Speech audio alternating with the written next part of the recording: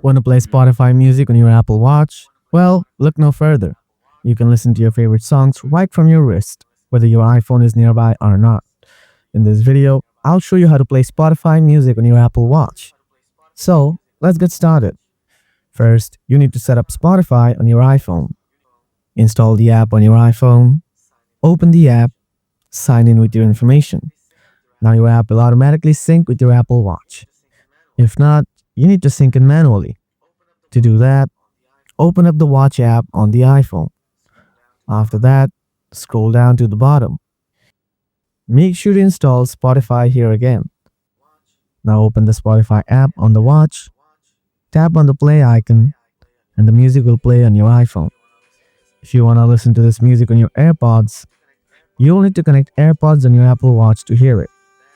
To do that, go to Settings on your Apple Watch, scroll down, tap Bluetooth, make sure to toggle it on.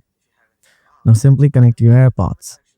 This is how you can play Spotify music on your Apple Watch. Hope you found this video useful. If you have anything to ask, let me know in the comments section below. Thanks for watching. Catch you in the next video. Till then, stay tuned. See ya.